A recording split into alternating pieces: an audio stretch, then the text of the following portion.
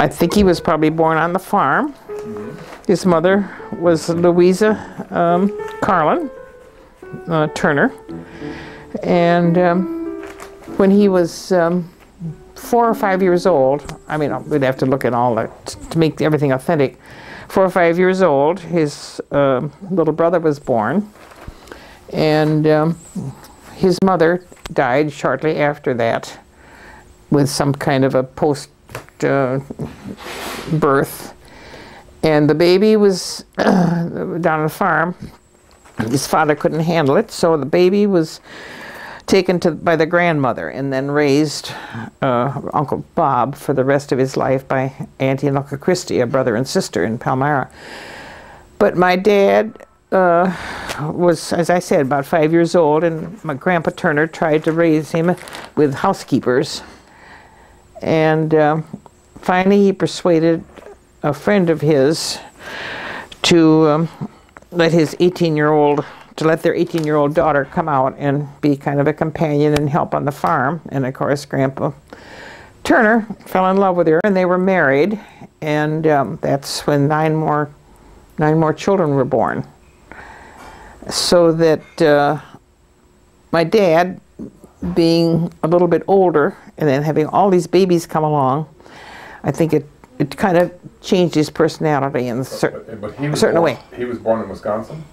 Oh yes, oh yeah, on the farm in Eagle, in Palmyra and Eagle on the farm. Okay. And because he kind of had to be kind of a loner because he was older and he was, you know, and so. So all of the other children were half brothers and half sisters? Yeah, all the Turner girls. And he and Uncle Bob, after Uncle Bob, when they were teenagers, saw an awful lot of each other, but Uncle Bob was in Palmyra and lived with the aunt and uncle, and the uncle owned the bank, and they were very close because Uncle Bob had the existence of living with not his parents, and so then he was kind of spoiled, Uncle Bob was, and he was always going to work in the bank, and Uncle Bob and my dad bought one of the very earliest cars, a Buick in Palmyra, and the sanitarium. The sanitarium was going strong then, and my mother was secretary to the doctor at the sanitarium, and Aunt Patty was a nurse there. She was from Portland, Oregon, and the two of them started dating these two young men, and that's how they met. And my dad, because there were so many children younger than he was educated in Milwaukee in a business school because he was supposed to be in a bank too. My dad on the farm was more progressive than any other farmer in that area at all. We had the first electricity, we had the first waterworks, he had about tractors, and he did custom threshing and sallow filling, corn, and we always had 5 or 6 hired men. And the men, nowadays you would never do it, but there was 2 double beds in the big room, and the two hired men slept together. So there was 4 men in there, and then there was 2 other small bedrooms. Of course, my dad would have loved to have had a boy, and I imagined if I had been a boy, I would have, you know, carried on the farm. Yeah. But he had a permit for dynamite, and he kept a big stock of dynamite in a building about a half a mile away from the farm buildings. And when I was born, at dawn, he set off this huge blast of dynamite that shook the whole neighborhood. My dad always had a horse that he saddled up Sunday afternoon and went around and checked all the fields and decided what was going to be done during the week. He had everything. We had tractors, we had trucks, there wasn't anything. My dad probably went into into debt, always being on the far edge of having the latest. My father, see, that was a big worry. It worried me terribly, and it worried her awfully too, because he was always getting in debt by buying machinery, and then not being, not having the money. Either the milk checks weren't big enough, the cows weren't giving enough milk, or the crops weren't right, so that, we could get these letters from the lawyers. We had the first radio in the area. My two step-uncles, George and Charlie, were working on the farm, and they put together, they ended up being very mechanical, and they put together some kind of a 1 or 2 tube radio. And I remember this one Saturday night, all the neighbors were invited, and this was in the living room. It was in the living room where the adults were, and all the kids were sitting on the steps, and they got KYW or something, music from Pittsburgh or somewhere. That was one of the few stations that were on. If my mother could have run financial affairs, she was good at that, but my dad wouldn't let her. He always wanted the latest tractor, the latest thresher and everything, and we were constantly in debt. Now, I don't know how much attention Louise paid to that, but see, these things kept me very nervous and worried because I knew my mother was. Yeah. And it was every time we'd get these letters from the lawyers. But anyway. So he was always buying these tractors? Always buying new stuff. On installment credit, or yes. borrowing money from the bank? Mm-hmm. And then the worst was he bought a second farm. And well, that eventually we lost. Yeah. But that was it would have been a good deal. As my mother always said, if things had worked out, she said, farming is the greatest lottery you can have. And, if things had worked out, she didn't blame my dad. She said it would have been fine, but things just didn't work out. Well, anyway. My mother was raised she was the last of a big family in Tiffin, Ohio. My grandfather, Miller, and I guess they were both immigrants, German immigrants. He was a cooper, and my mother was the last of a big family, and I don't even think she knew her oldest brother very well. In fact, I don't even know him. No, their list, and this cousin is always going to give us a list of everything, but she just doesn't get around to it. But because my mother was the youngest, she was babied, and she went to the Ursuline convent and was a boarding student. So she ended up having the same as a college degree. So she was very well educated. And then she went to Chicago because her oldest sister had married and lived in Chicago, and she got this job as a secretary, an assistant, first with Eli Lilly, and then she went as a secretary to help with G.D. Searle, who was a pharmaceutical company, and she worked for G.D. Searle, and then the son of the Searles became a doctor, and he, of course, way back in the 1906 and that era, he became more or less a psychiatrist, which was very unusual. And so he started the sanitarium in Palmyra, and it was a beautiful sanitarium and on the lake, and people came from all over the United States. And so my mother was a secretary there, and Aunt Patty was a nurse, and so that's, and of course Howard Searle was the doctor, and Aunt Marion and Uncle, we always called them Aunt Marion and Uncle Dick, and they were, even though they weren't relatives, we always, all through life, called them Aunt and Uncle. The Searles. Yeah, and then he, his name was Claude, but he hated that name. And so then he went back. I don't know whether the sanitarium was failing or what, but my mother got married, and so he went back to Chicago and was in the pharmaceutical business, and of course made it into a multi-million-dollar. And by the way, Rumsfeld ran it for a while. And all through, I mean, they were wonderful to us kids, you know, sending us $25 when $1 was a big deal. And so anyway, that's, and my mother had absolutely never been on a farm before. She was a pretty good-looking gal, and she was a very smart gal. My mother was very involved in the university part of the farm extension.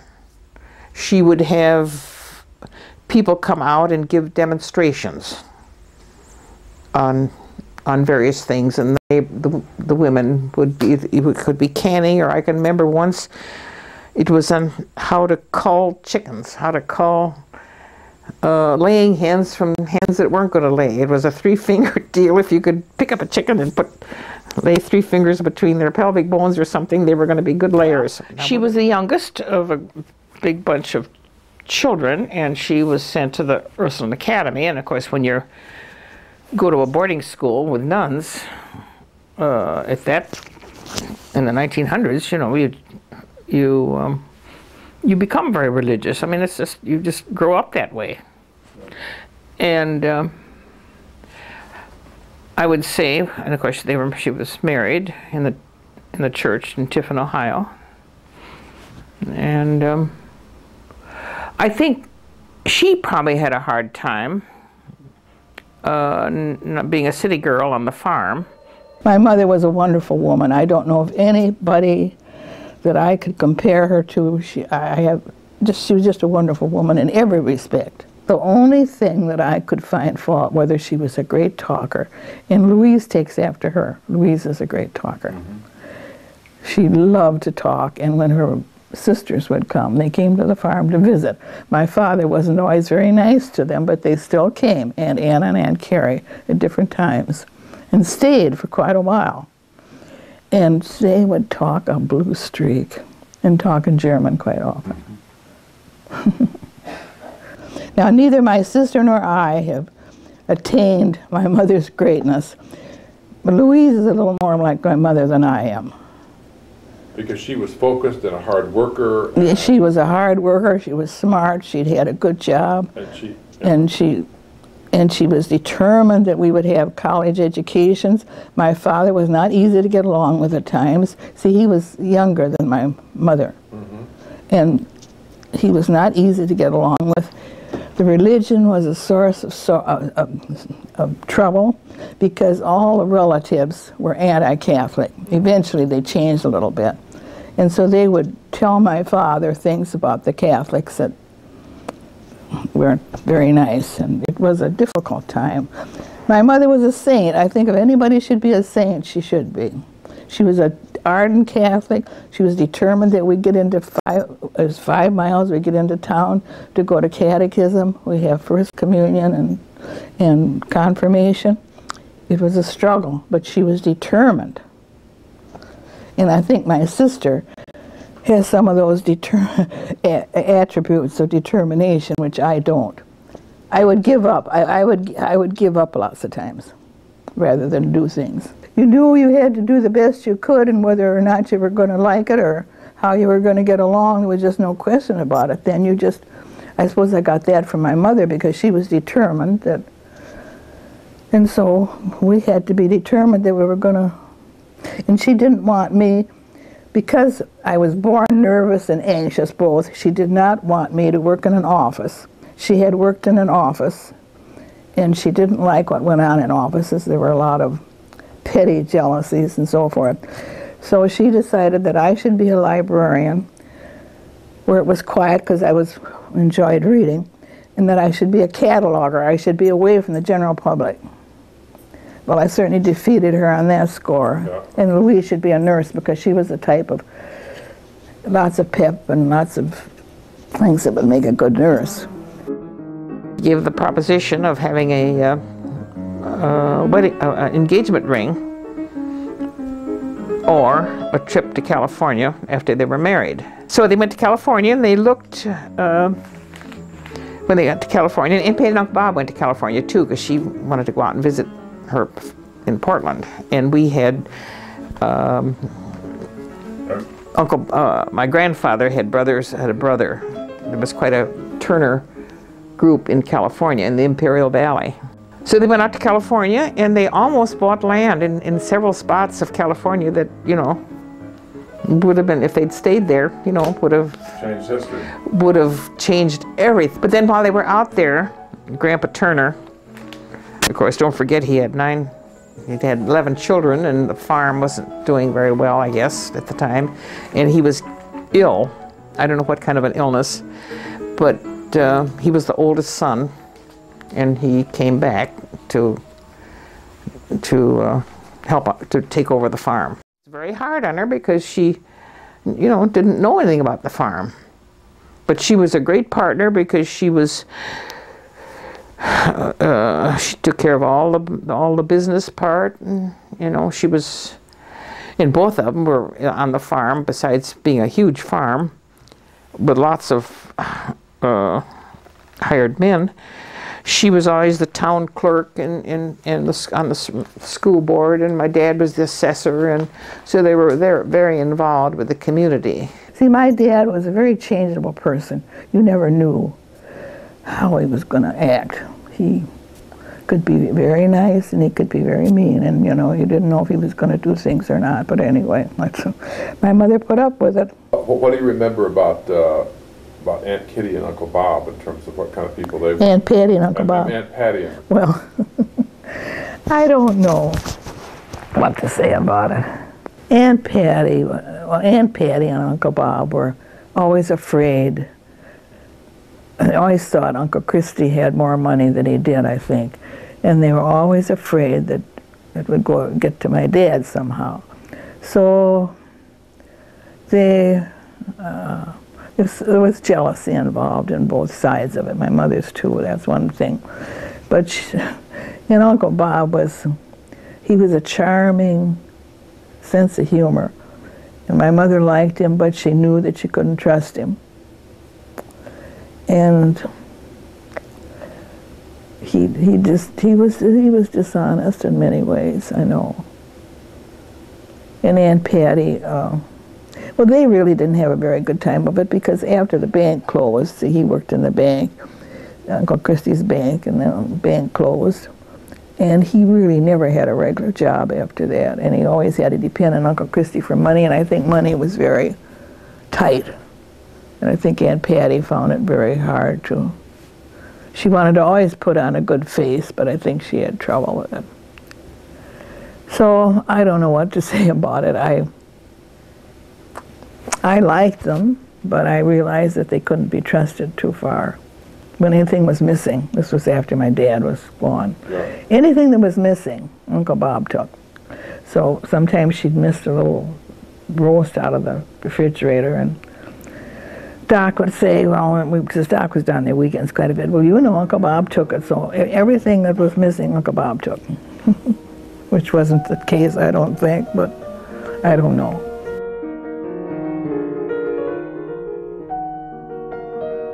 The farm was on what they call Melendi's Prairie, and it was a very flat area at the end of the Kettle Moraine, the glacier.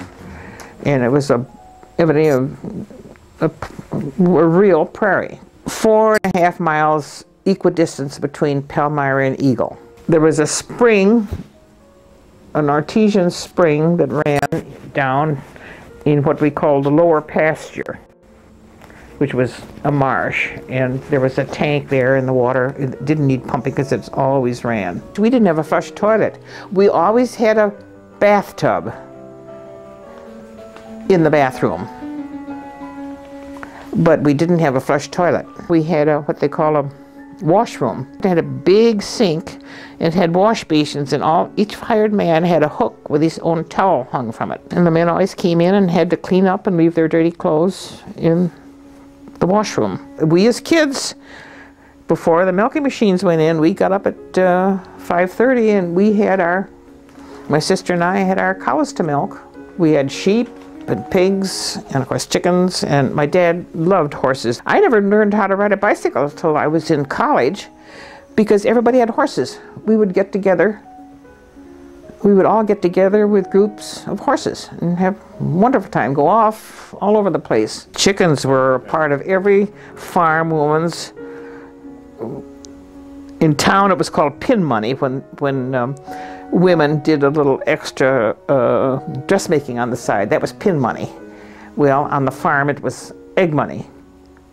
The woman of the house usually took care of the chickens, and the eggs were taken to the grocery store and paid for the groceries. And the horse barn was a house. The house was moved down, which would be about a half a mile, and made part of the cluster of the farm buildings. And it was made into a horse barn. Stalls, about 8 stalls, and the upstairs even had wallpaper on it yet. And that's where the hay was kept. Where Frank came from, Frank Miller, he was an alcoholic at times. Frank was always there. He did nothing but take care of the horses, but he only had one arm. And supposedly the story was that he got drunk and fell on the railroad track somewhere, whether it was east, west, or where, and had his arm cut off. He could do anything. He could harness the horses, he could put saddles on, he could do anything. I spent an awful lot of time in the horse barn with Frank, but he lived at the house. And even after my dad had 3 tractors, he always worked with a team of horses. He always had at least 3 matched teams. But a big storm, and the lightning struck the horse barn. And the reason so many horses were killed is that horses crib, or when they get bored, they chew on the wood in front of them. And to prevent that, when they built the barn, they'd put a strip of metal all along the mangers. And even though we had lightning rods, that strip of metal, when the barn was hit, traveled on any horse that had his nose within 5 or 6 inches, was killed instantly. Mm. And my mother said that's one of the first times she ever saw my dad cry. And the second time he cried was when he had to sell the farm. He had prostate cancer and there was nobody to take it over. His 2 daughters never married farmers. Mm-hmm. So that's kind of the farm. But it was a wonderful life. I wouldn't have changed my life for anything. I was a tomboy. I was the boy that didn't. I spent a lot of time with and I drove horses. I drove 5 horses on the binder. I drove the tractor. I drove the truck. I drove everything. I helped my mother because I was not that strong, and Louise was a tomboy. She helped outside with the men. See, we had no boys. And I helped my mother with cleaning, cooking, so forth. And that continued on as long as I was at home. If they got real short of help, they would come in and get me, and I'd drive the hay loader. I could drive the horses for the hay loader. We had to walk a mile to a one-room school. It's the same school, stone school, that my father had graduated from, and we have pictures of my dad in front of the school as well as my sister and I in front of the school. Of course, in wintertime, when it was bad, Frank Miller, who was with the horses, hitched up a team and took us to school. Your first memories of school were what, going? To the country school. We had a walk. That was very close to the farm. Yes, about a mile. And that would have started in what we now think of as the first grade? Yes, 8 grades. We went through 8 grades. And at the end of the 8th grade, we went into the county trunk at Jefferson and took an examination. And there was just one teacher for everybody? Yes. And how many kids would have been in the... Well, I suppose about 50. And the teacher had to do all the work. She had to, stoke the... go get there early in the morning and start. There was no janitor. And start the stove and keep the wood in all day. She may have had some of the boys help with the wood. And, of course, there were outside toilets. And that would have started like at 8 o'clock in the morning? Yes, I think so.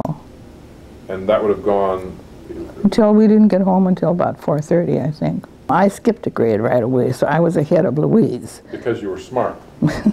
Well, my mother would say, it's not because she's so smart, but because she works hard. But Louise is a smart one, but she doesn't care. She doesn't work. She'd rather have fun. Yeah. See, my sister was more of a fun-loving person, but I was born being anxious and nervous at the same time, and my mother recognized that. And I was supposed to be a sickly child, but I still got in a lot of mischief. I can't understand for being such a sickly child. Well, what kind of mischief would you gotten into? Oh, when we were taken down to my Aunt Emma, that I'm named after. I think I was only 4 or 5, to stay there once in a while for a day or so. I opened up the hot water, or the tank of the water, and the water ran all over. And then another time I picked I pretended they were olives, they were plums, green plums. I picked them all off of one tree. Those are the 2 things I remember that I did. Went to Palmyra, to high school, and of course there were no school buses. So because my sister was a year ahead of me, she stayed in town with an aunt and uncle. She boarded in town and went to school. And then when I was a freshman, I was 14, my dad bought us a Model T, Ford car. And I got a license at 14, so we picked up several people that helped pay for the gas. It was a Depression too, and I still have the purchase price of the car. He paid $35 a month, I think, for 2 or 3 years. I mean, it was only about $400 or $500 the car. But we were very popular in high school. And then, of course, after we had the car, you know, we went to the we went to the basketball games, and during the Depression, during high school, because schools were terribly short of money, they did have basketball because that was cheap. But they had no football. They cut the home economics out. In the basement of the high school, there were all these stoves and everything, but they were, of course, were never used because they couldn't afford teachers. And they cut out music. I was taking violin lessons at the time, and cut out the teacher. When Louise got to go, she learned to drive, and my father let her take the Ford. But when I had to go, I had to walk about, the first year I walked, about 3 miles to get a ride. And then I walked home at night 3 miles. Wow. And then sometime during that year, I was riding horseback with Louise, and whether it was her fault or not, but the horse fell and I fell, and I have a big scar back here now.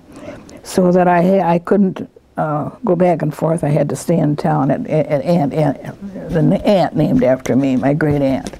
Very few Catholics. We went to church.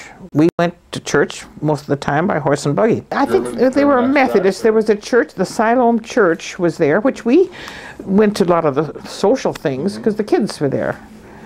And that was out in the country. And as I remember, it wasn't a very religious, I wasn't aware of it being a very religious community. I think they were probably Republicans, but it wasn't a great big deal. Of course, we were a Catholic family in a non-Catholic neighborhood. My father was not Catholic. And so when there was any talk of any Catholic running, there was a lot of kind of underground talk. You knew it was going on, but you didn't pay much attention to it. And as I said, there was a cross burning on in the 20s in front of the Catholic Church. But for some reason or other, I don't know why, whether we were isolated from it, but I never got paranoid about any of that kind of stuff. By the time you went to college, how far away from home had you ever been? I mean, had you ever been to Milwaukee or Chicago? Yes, we were taken to Milwaukee, and we were taken to Milwaukee to see something. And I can't remember what it was, but oh dear, I think Louise mentioned it a while ago, something for children. Now how we got there, I don't know, or who took us, whether Uncle Christy took us. See, Uncle Christy and Auntie, they were my great uncle, great aunt, and they never married. They were sister and brother. And they were sister and brother of my father's mother, who died at childbirth. And I think that Uncle Christy took us somehow. He tried to be good to us, but he was better to Carolyn than he was to us, and that's one quality that my mother had. She would get a little jealous because she felt that he was doing more for Carolyn than he was for us. And I can remember once the Searles came out from Chicago. Of course, they always had the latest in cars, and because they were quite well-to-do. And I can remember they came out, and we had a wonderful dinner. And I think everything but the coffee came from the farm. Even the sugar, because at that time, because during the war, World War I, we raised sugar beets. And the sugar beet factory was in Janesville. And every spring, a group of Mexicans came, migrant labor came, and we took care of the sugar beets. They lived in the tenant house. And then when the sugar beets were harvested, they were taken to Janesville and sugar. So that's our sugar. So everything, and we had, of course, my dad cut the ice, and we had ice mostly all winter, all summer, because between the silos never got sun, and marsh hay was a wonderful insulator. And so they would cut ice and stack it up and pack it in marsh, and so we could make our own ice cream from our own cream. Wow. And we had raspberries. We, of course, had chicken and potatoes. There wasn't everything that, as I said, everything but the coffee. And when was your first kiss? And who was it? Well, we always kidded that it was Phil Longley, who didn't even go in our school district, but my parents were good friends, and so we got together. And they used to always kid me that Phil, and of course he and his brother both ended up being doctors up here, and Phil married my roommate. And so we always kidded about that he was my first kiss, and yet he married my roommate. What kind of a relationship did you have with Emma? Because Emma was, what, how many years older? She was 22 months older. Well, it was one of those love-hate. We fought a lot, but yet we were very close. We were very close, and we've always been close. Yeah, she rode, but not as much as she wasn't as the daredevil that I was. She always did things in the house, and I did things in the. You just kind of fall into patterns. Louise had me riding horseback quite a bit when we could. Big horses or little horses, any horses that we could, she always had to go and ask my father. And my father was very good to her. He'd usually say yes. So then we would, on a Sunday particularly, we would go riding horseback. Come back with the horses all sweaty, and then my father would say, "You ran those horses too fast. Yeah. They shouldn't be so sweaty." I went off to the University of Wisconsin in 1929. First year, yes, I was did just like Emma did. I worked for my room and board. Somewhere on Regent Street, there was an old lady in a wheelchair. The husband was out of work, but the mother, the woman of the house, had a job. And so I didn't get any money. I just lived on the 3rd floor and took care of this older lady and helped get meals started. You graduated in what year? 1932. 1932. And incidentally, I graduated with high honors. That was, my mother was very proud of that, and my sister let the cat out of the bag. It was supposed to have been a surprise. And she told her, somehow found out ahead of time that I was gonna, and you have a special stripes for honors. Jobs were practically impossible to get. While I was in Tiffin, I did get a call for a library position at Bloomer, Wisconsin. Combination high school and public library. And I was interviewed, I guess, over the phone for that, and I got the job. I was getting $60 a month, incidentally, and they had a lot of rules. You couldn't spend a certain amount, had to stay in town for a certain number of weeks, and you couldn't date anybody on the faculty, and you couldn't date a married man, blah, blah, blah. But anyway, I got a call from the school saying that the insurance company in Stevens Point was interested in starting a business library. And so the president came down, he had a LaSalle, blue LaSalle, came down to interview me and hired me. And this was in September, because I took the job October 1st, and of course the library board and the school board were very upset because I was so supposedly into the second year of my contract and I had canceled it.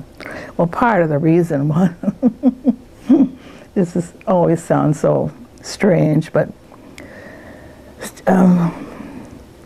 Bloomer had about 5 eligible men. They had a doctor, 2 pharmacists, a publisher, and so they were always after the teachers. Well, since I was there during the summer, being a public librarian during the summer, the teachers were all gone. So during the summer, different ones took me out, and the teachers came back and they were all mad at me. So that was a good out for me. I thought, well, I'm just going to get away from this. I can't stand the teachers being mad at me, and I'm just going to take this other job.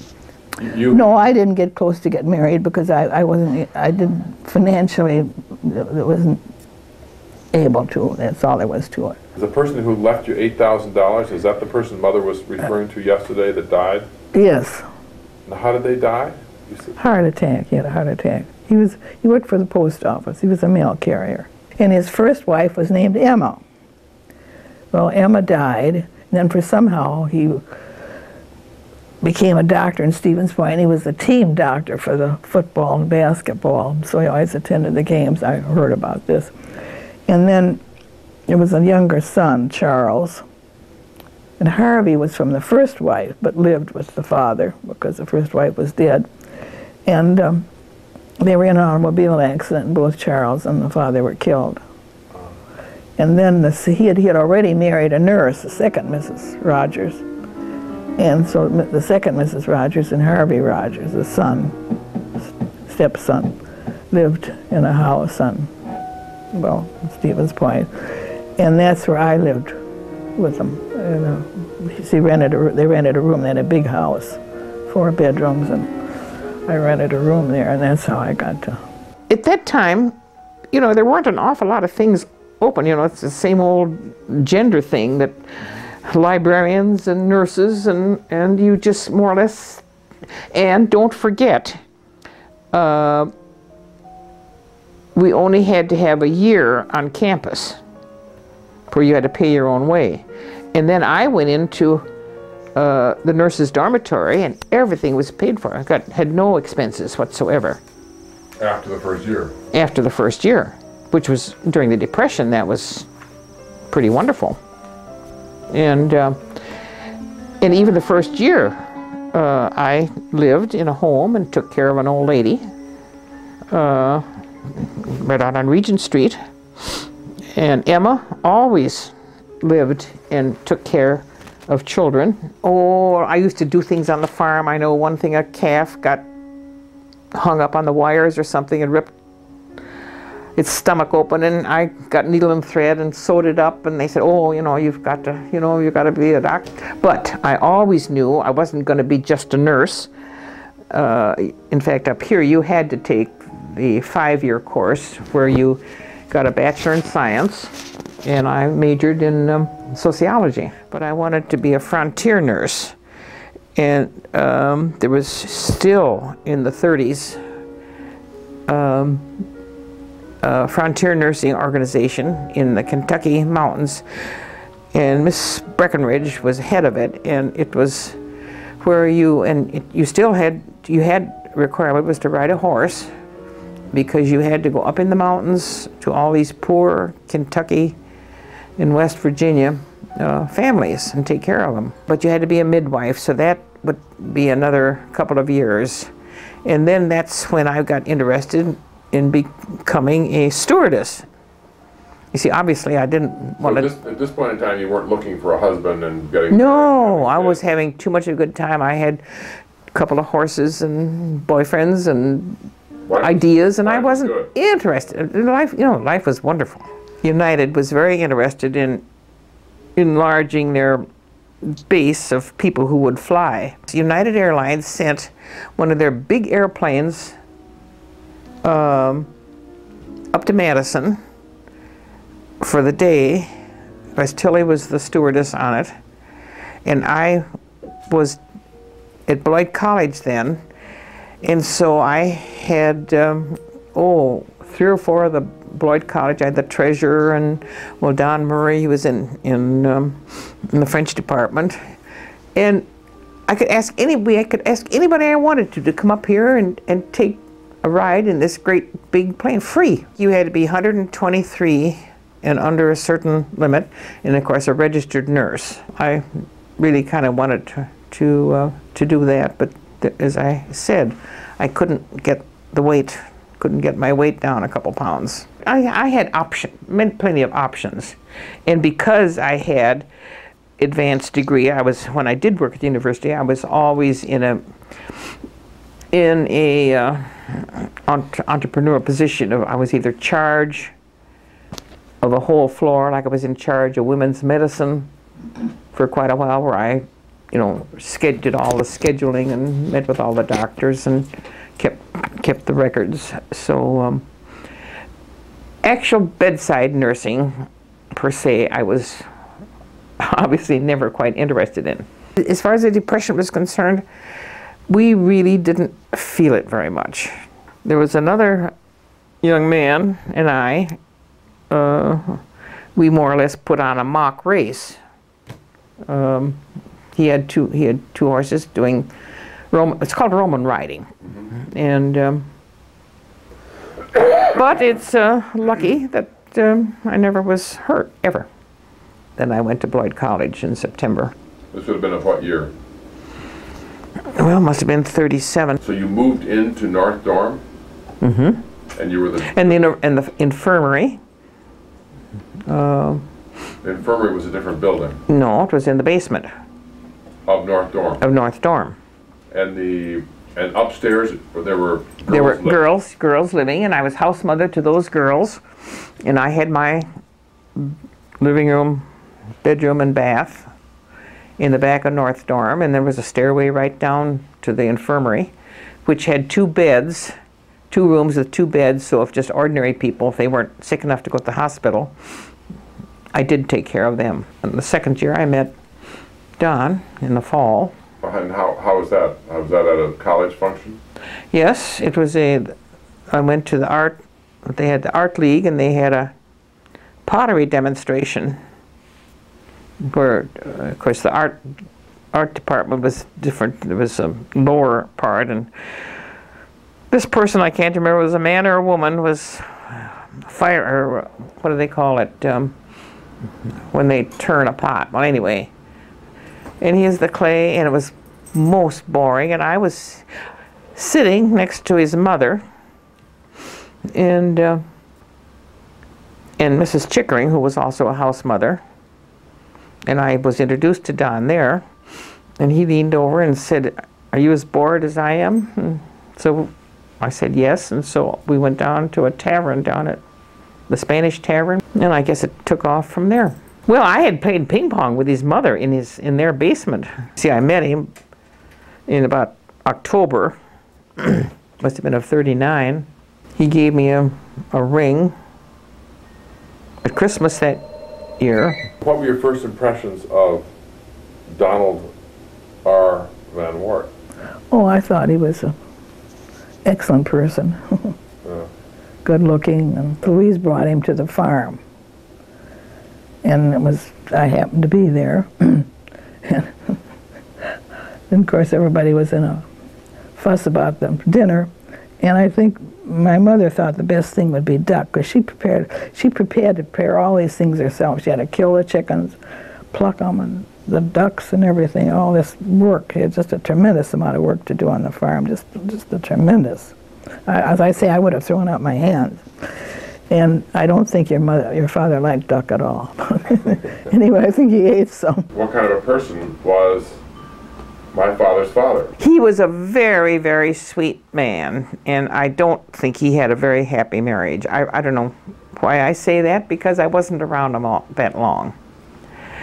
But of course, he was a farm boy from Evansville, and he started this insurance business, and he built it up in a wider way than most insurance agents did. Mm-hmm.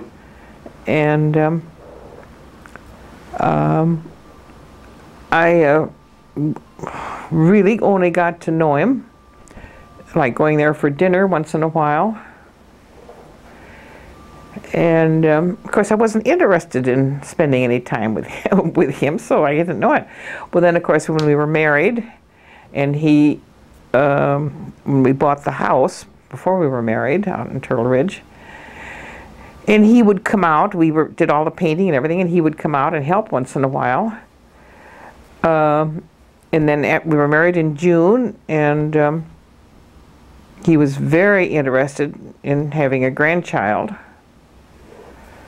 But of course, he at Christmas, because we had started the big garden and everything for Christmas, the newspaper wrote up how Mr. Van Wart at Van Wart Agency had been driving the hardware people crazy, because he was trying to buy rakes and shovels and garden stuff in December, because he wanted to give us all kinds of stuff for Christmas, and that was written up as a kind of a funny column. Well, then that was Christmas, and then of course I was pregnant then, and Virginia was due in March, and he developed a ruptured appendix, and died the 14th of February, just weeks before Virginia was born. So he never saw a grandchild. He was an outdoorsman. But Don never did. Don never was. He had a gun collection. So he would get out of the house. Yes. On the weekends, he would go off. That's right. That's right. That's right. I never saw any spats or anything between them, but I always had a feeling that it wasn't a very happy marriage. He had arthritis quite badly. Did he and Dad overlap at work much? They must have, at least for 3 or 4 years. Well, not too much, because when Don graduated from college, he didn't want to work for his father. Right. So he went up to Minneapolis and worked in Minneapolis for a while. But of course, Depression, there wasn't any business anywhere. What did he do in Minneapolis? I think he worked for his uncle, who owned the Occidental Flour Company, and probably various things, and he lived with his aunt and uncle up there, and evidently he didn't like that, and then came back and worked for his dad. So he and his dad must have worked for several years. I never even thought to put together time that they worked together. But there wasn't much business anywhere. That's why Don and Dick Bort and all that age group played golf every day, 3 or 4 hours a day, because there was no business, and that's how the Cellar Club was started, because in the cellar of the Hilton Hotel was just a room where they could meet and get a cheap sandwich at noon. And even though the Cellar Club got to be very prosperous and had a beautiful place on the 2nd floor of another building eventually, it was during the Depression that started. And then, of course, after Don and I were married, he still played golf quite a bit. And we had the big garden. And then he made a hole-in-one and never really played a lot of golf after that. Talk a little bit about your first impressions of Genevieve. I never knew quite how to call her. and it wasn't until after Virginia was born, evidently, she didn't ever ask me to call her Jen. Until one time she came out to call, and I really, she was hard to warm up to. She was very, very nice, very generous. But of course she was going through, number one, I don't know whether it was she was, I suppose, a manic depressive. And she had been in and out of the sanitarium. And of course, right after I met them, you know, too, and we were married, and then with the father dying, that was a double whammy. So she was more into herself than she was into me. And so Don was carrying a big load with a new marriage, a child, and his mother. And a father that had died. And a father that had died. The house that we ended up in was a little house, the first house they built. It's kind of the office. But then when I think they started it in 33, 34, and put the roads in and plotting and stuff. And I think we paid only a little over $4,000 for the house. We had the house, and there was a huge garden, and of course, and we bought a dog. Dog's name was Prudy. It was an English setter, a purebred English setter we got somewhere in Illinois. And between the dog and then of course I got pregnant right away with Virginia. And just before Virginia was born, the dog got distemper and died, which was kind of a shock. But then Virginia came along, and then when Virginia was about, I suppose 10 months old or so, the war shortages had started, and Don and Dick were building spec houses, and they were having a harder and harder time getting furnaces and plumbing. And before they started a house in Turtle Ridge or another subdivision up on the river, they collected everything and stored it in some garage, the bathtubs and the plumbing and everything. And Don came home one day and said, you know, things are getting very tight. If we want a bigger house, we better take one of the spec houses we're building just down the road at 1721 Indian Road, same street. And so in January, we moved down there, which was a bigger house. It was a wonderful life, and of course I was very busy and we were very social. The neighborhood was wonderful. All our children were kind of the same age, and we went back and forth, and we did things together as couples and as children. I suppose there were lots of downsides, but you begin to remember only the good things of your early life. And we had a group of 8.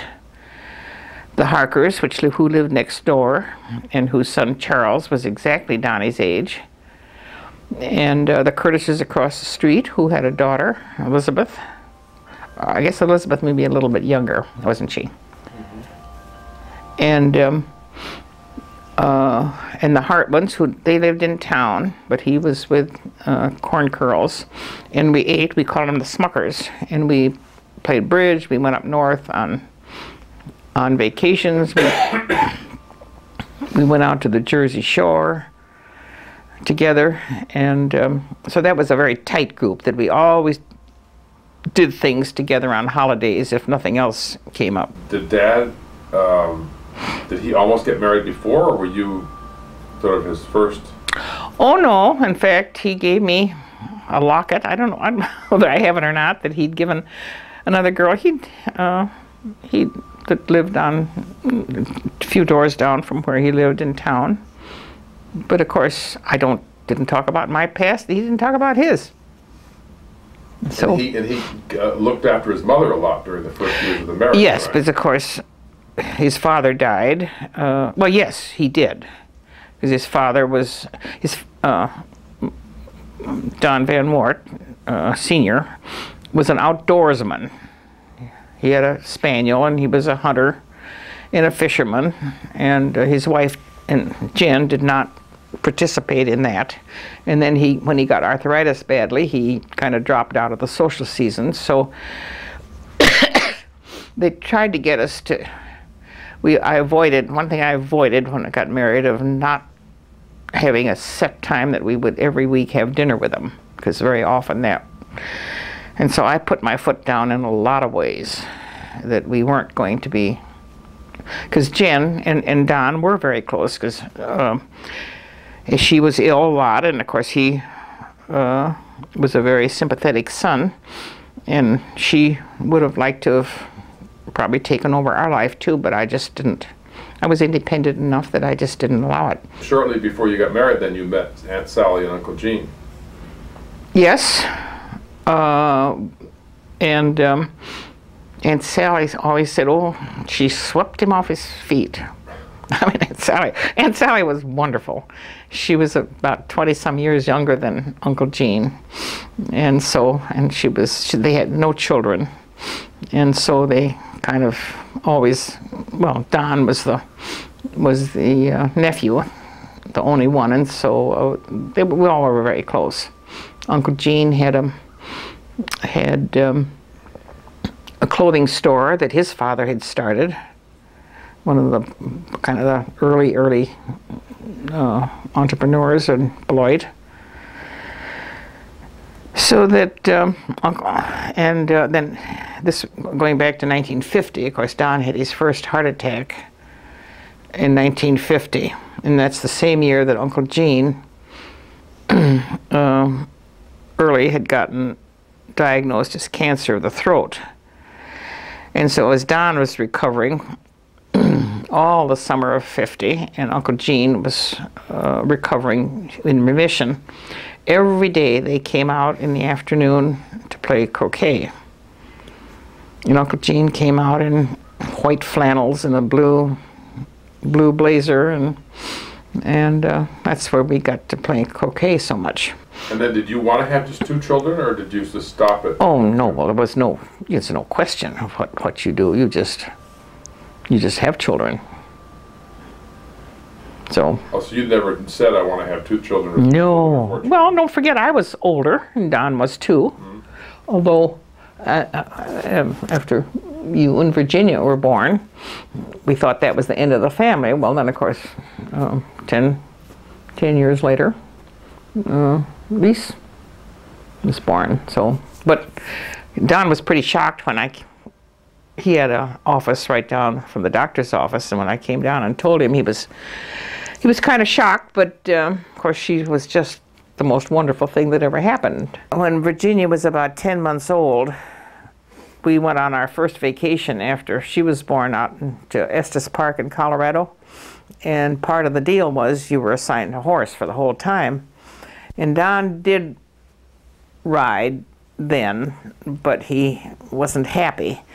And as we were going up in the mountains, he asked the guide, there was very steep places where avalanches had gone through, and he said, has anybody ever, well, he got off and walked. He wouldn't ride, although horses were safer. And the guide said, yes, there was a woman from Rockford, Illinois, whose horse, and she went over the side. And of course, that's when Don got off the horse and walked. So, and I think that's the last time he was ever on a horse. So, that was, of course, well, and of course Virginia got impetigo, and Jen was supposed to take care of that, and she wanted us to come home immediately, called, because she didn't know what to do with these spots on Virginia. Well, then our doctor sent a telegram, and I hope I have it somewhere. Please don't come home. The condition is not serious. Well, what were some of the hardest times during that whole period in Beloit? My dad had to leave the farm because he contracted prostate cancer. He had to sell the farm and move to town, and then of course he died in 1955. And I went up either to the farm or to Palmyra, where they built a house on the lake, at least once a week. So I suppose those were considered hard times, because you just had to leave and go up there, do what we could. I met Harold as a student nurse when he was a medical student. Well, he was a medical student and I was a student nurse. And then he got his degree in 1933, his medical degree. And I guess I had graduated too, and we dated a lot. But he didn't dance and he didn't ride horseback. So we went to a lot of movies and picnics. We had lots of picnics with other interns and swimming parties and things like that. And I guess was one of the main things about how we never got more serious of marriage. It was, number one, he didn't dance, he didn't ride horseback, and he had to do things perfectly. And religion was, of course, was another very great thing. Not that he was religious, but his parents were very, very Lutheran. And he picked up the idea that being a scientist, which he wanted to be a basic scientist, the Pope might, if we had children, the Pope might tell them what to do. Well, of course, that's perfectly stupid. And down the line, after I was married and he was married, and all the people he hired, as he was older, were all Catholic. And Dr. Carbone, who was Catholic and had 7 children, took over the clinical cancer center. As it turned out, both his children married Catholics. So when did you first meet Doc? Well, he was an officer there, but of course he wasn't there all the time because he was going to Harvard during part of that time. And but he was a great library user, a great reader. And so after he was back there as vice president actuary, he was in the library a lot, but it never in the world occurred to me. Oh, and I knew his wife. Then his wife became quite ill with cancer and died. And it never would have occurred to me to marry Doc. I was always kidding about he's the last person in the world I would have thought of marrying if I was thinking. By that time, I didn't care about getting married. I just didn't. And just because you married Doc in what year? 1959. Not Lady Queen of Peace, but Assumption.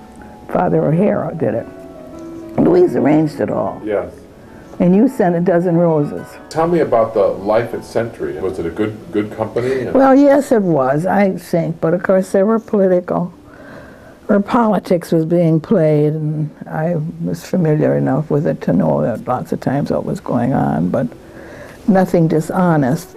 Although there was a suit, they did bring a lawsuit when John Jonas replaced was Weinfurter, and he brought a lawsuit against John, claiming he'd used the company plane for personal things and all kinds of things. And I was caught up in that. I had to take a lie detector test and see what I knew about it. But as far as I was concerned, John Jonas was a perfectly honest person and a good person. And Weinfurter was then he shoved off his wife and married a real young girl. And that was another thing that it was a Catholic, supposedly, that we had against him. So he lost the suit, of course. How did the Second World War impact you? Well, it impacted me in that I had to temporarily put my second assistant in charge of the library, and I became office manager, because the office manager, the men that were gone. But that only lasted a year till they came back. But then I had apparently done such a good job of being office manager that several of the other people in the other parts of the company wanted me to come and work for them, which were really man's jobs, but I didn't want to. I preferred to be librarian. First of all, when I announced that we were going to get married, why Mr. Carl Jacobs said, fine.